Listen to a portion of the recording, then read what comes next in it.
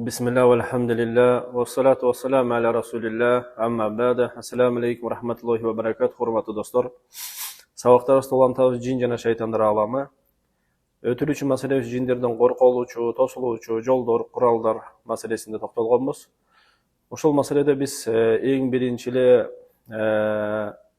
ат-тасмия маселесин өткөнбүз. Тасмия деген бисмиллах деген Аллахты эстөө зикири. Ошол шайтандан тосук боло турган, курал боло турган, шайтанды кууй турган зикирлерден дегенбиз. Экинчи маселе бул Аллахты жаңгыздоо келмесине токтолгонбуз. Ла иляха иллаллах келмесине. Жана ушул келмеде биз кенен токтоп ла иляха иллаллах келмесине тиешелүү көп маселени караштырып кеттик. Себеп дегенде айтканбыз, ошол ла иляха иллаллах келмесине калган балким бүт диндин баардыгы курулат. Жана эгерде кимдин ошол ла иляха иллаллах келмеси күчтүү боло турган болсо, ошол ла иляха иллаллах келмесине иманы бекем боло турган болсо, ошол нерсенин маанисин түшүнүп, шарттарын аткара турган болсо, албетте калган зикирлердин баардыгы өтө чоң күчкө ээ болот. Эми бүгүн дагы үчүнчү шайтандардан тосук боло турган, шайтандарды кубалай турган нерсе бул дин ишеними маселеси, акыйда маселесинде эгерде ким шектенип турган болсо, Аллах Таалага тиешелүү маселелерде ким шектене турган болсо. Хадисте келет, Абу Хурайра радиаллаху анхудан келген хадисте пайгамбарыбыз саллаллаху алейхи ва саллям айткан: силердин бириңерге шайтан келет деген. Келип, бул нерсени ким жаратты дейт. Буну ким жаратты деп суроо бере берет. Киши ошол оюнда ошол нерсе шайтандан васваса боло берет, азгырыктар боло берет. Ошондой деңгээлге чейин жетет шайтан.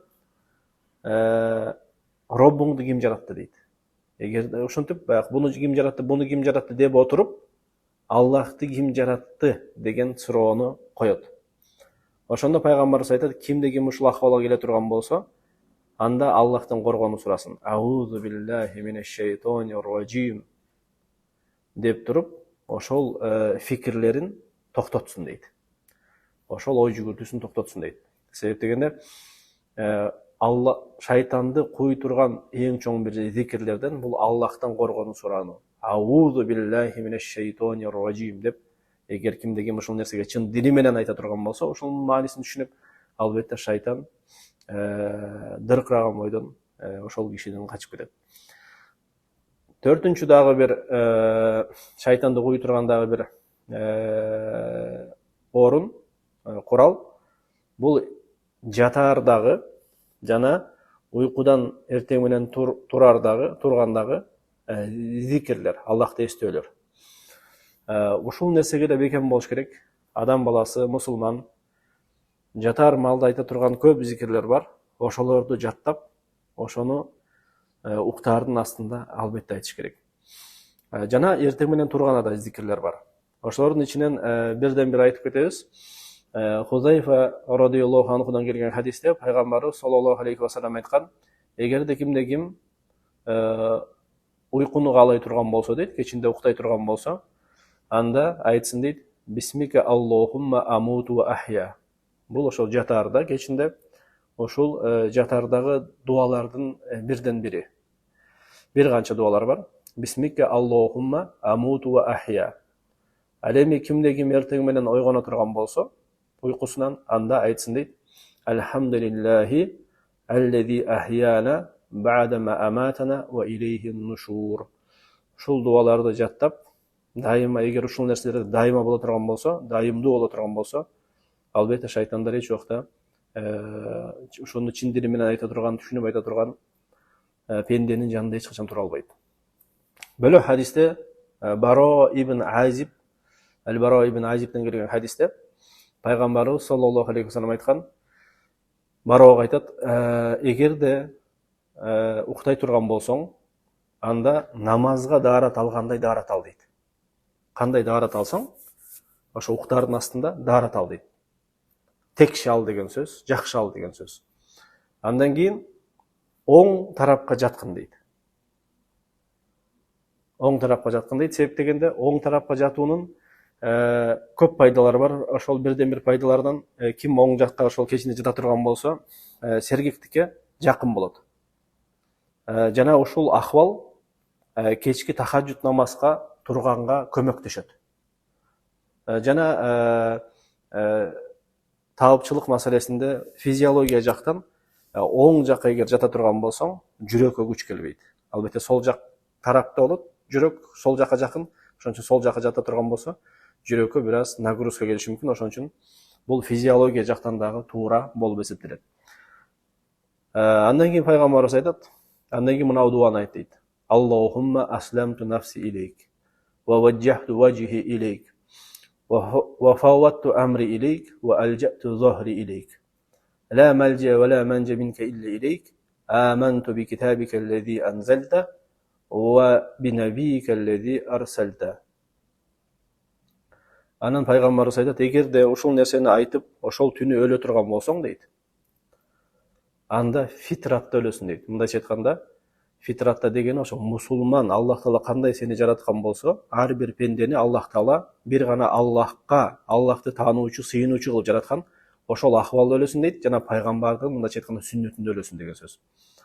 Жана ушул сөздү дейт, ушул мына дуаны, бир канча дуа бар деп атабыз биз жатарда. Бирок ушул дуаны пайгамбарыбыз айтат, акыркы айтыла турган сөзүң болсун дейт. Мындайча айтканда, ушул дуаны айткандан кийин адам сүйлөшпөй укташ керек, жатыш керек. Ушул акыркы сөз болуш керек, ушул дуа.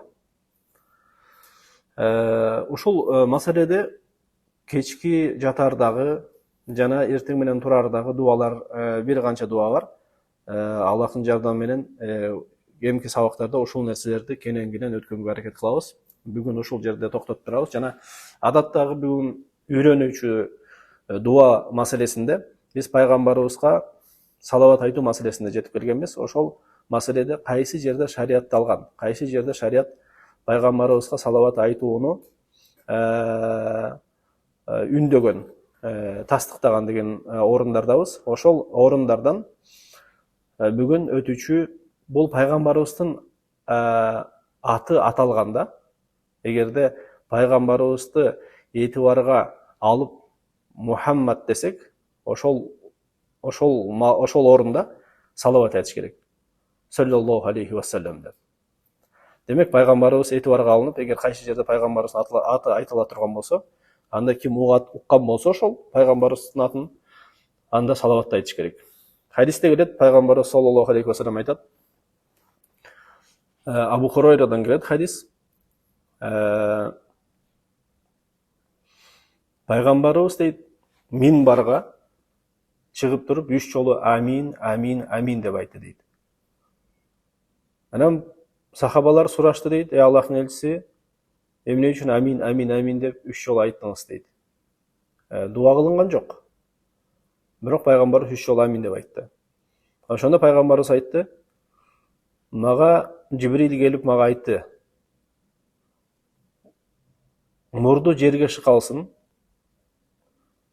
кимдин астында эки ата энеси же экөөнүн бирөөсү болуп туруп, ошолор ошол баланы бейишке киргизбеген болсо дейт.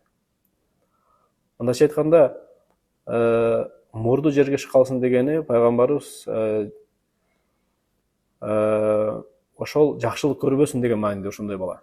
Эгерде ошо кол астында эки ата энеси картайып, же экөөнүн бирөөсү картайып, ошолордун себеби менен бейишке кире албай койду. Ошолорго кызмат кылып, жакшылык кылып, бейишке кире албаган кишинин мурду жерге шыкалсын. Амин деп айтты дейт пайгамбарыбыз. Жибрил, мен амин дедим дейт. Андан кийин Жибрил айтты, ким Рамазан айына жетип, күнөөлөрү кечирилбеген болсо, анда анын дагы мурду жерге чыкалсын дейт. Рамазан айына жетип, кечирим айы, Рамазан айы. Аллах ушул айда көп сандаган өзүнүн пенделерин кечирет. Канча деген себептер бар, канча деген ибадаттар бар, ошолор аркылуу Аллахтын кечиримине эрегишсе болот. Бирок ошол мүмкүнчүлүктү колдонбой туруп адам баласы ошол айда дагы эгер кечиримге ээ болбогон болсо, анда мындайдын бул жакшылык көрбөй эле койсун деген сөз. Бул кишиде жакшылык жок деген сөз, мындайча айтканда. Бөлөк айларда анда биринчи эшиктен бул эч кандай бир жакшылык кыла албайт жана жакшылыкка эришише албайт. Андан кийин амин деп айтты дейт, мен амин дедим дейт пайгамбарыбыз. Кийин Жибирил алейхиссалам айтат, мурду жерге шыкалсын дейт, ушундай кишинин дейт, анын астында сен эскертилип, сенин атың айтылып, сен эскертилип ошол астында жана сага салават айтпаган кишинин мурду жерге шыкалсын дейт. Ким ушул пайгамбарыбыздын аты айтылып, ошо этибарга алынып пайгамбарыбыз, анан ошону угуп туруп пайгамбарыбызга эгер салават кылбаган болсо, ошол жакшылык көрбөсүн дейт. Бөлөк хадисте пайгамбарыбыз айтат, эң сараң адам ким мени атымды угуп туруп, кимдин астында мен эскертилип, анан мага салават айтпаган адам деген. Этибар бере турган жер бул хадис өтө мааниге жана өтө коркунучтуу албетте. Себеп дегенде, эгер карасак, периштелердин эң жакшысы Жибирил алейхиссалам дуа кылып атат. Жана ошол эле учурда пайгамбарлардын эң жакшысы, мырзасы ошол дуага амин деп коштоп турат. Бул дуа кайтарылбайт деген сөз кыямат күнгө чейин. Ким ушул дуага түшө турган болсо, бул эң биринчи ата-энеси колунда улгайып, экөө болобу, бирөө болобу айырмасы жок. Жана ошол ата-энесине жакшылык кыла албаган бала, ата-энесине кызмат кыла албаган бала, балким зыян берип жүргөн бала. Ошол мүмкүнчүлүктү колдонбой, ошол нерсени колдон чыгарган бала албетте Аллахтын каарына ээ болот. Жана ушундай кишиге Жибирил алейхиссалам дуа кылып пайгамбарыбыз амин деп коштоп турат. Тозокко кирсин деген сөз ушул. Жакшылык көрбөсүн, бактылык көрбөсүн деген сөз. Себептен ата-эне, Аллах Таала ата-энени өзүнөн кийин эле койгон. Аллах Таала Кур'анда айтат: "Ва қада раббука алла та'буду илля iyyahu ва бил валидейхи ихсана." Аллах Таала буйруду дейт. Аллахтан бөлөгүнө эч кимге сыйынбастыкка, бир гана Аллах өзүнө сыйынууга буйруду дейт. Жана андан кийин айтат, жана ата-энеге жакшы мамиле кылууга Аллах Таала буйруду дейт. Ошон үчүн бул дүйнөдө жакшылык кыла турган, сенин жакшылыгыңа эң биринчи ирет акылуу болгон адам бул ата-эне болот албетте. Ата-эненин ыраазычылыгы бул Аллахтын ыраазычылыгы албетте. Ошол себептен ата-энеге жасала турган жакшылыктан ар бир бала жазбаш керек. Себеп дегенде Аллах Таала койгон эрежеден жана буйруктан болуп эсептелет. Кандай ата-эне болбосун, жакшы болобу, жаман болобу, Аллах Таала бул жерде албетте айырмаланткан жок. Ар бир ата-эне баланын кызматына, жакшылыгына акысы бар деген сөз.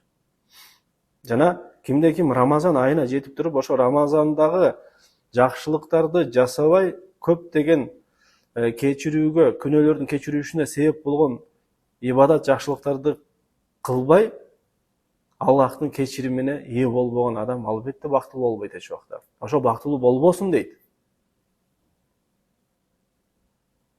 Жана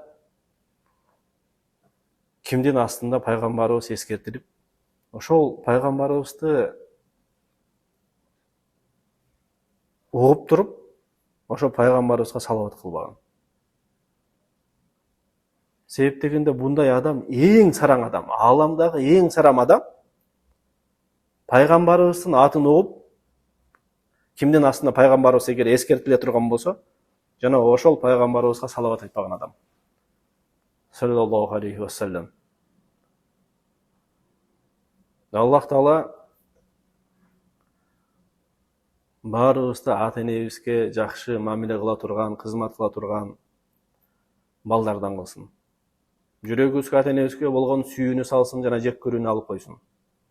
Жана ошонун себеби менен бизди жаннатка киргизсин.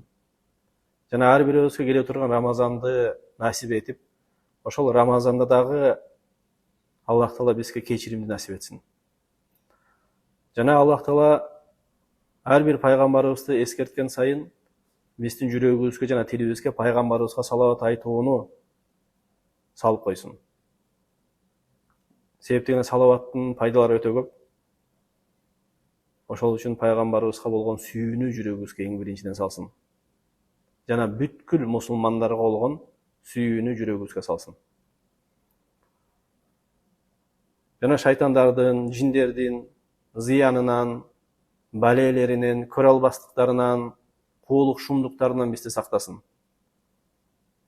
Жана ушул сабактарыбызды ихластуу, берекелүү жана дайымдуу кылсын. Субханакаллахумма ва бихамдика ашхаду ан ла илаха илля ант ва астагфирука ва атубу илейк. Көрүшкөнчө сак саламатта болуңуздар. Ассаламу алейкум ва рахматуллахи ва баракатуху.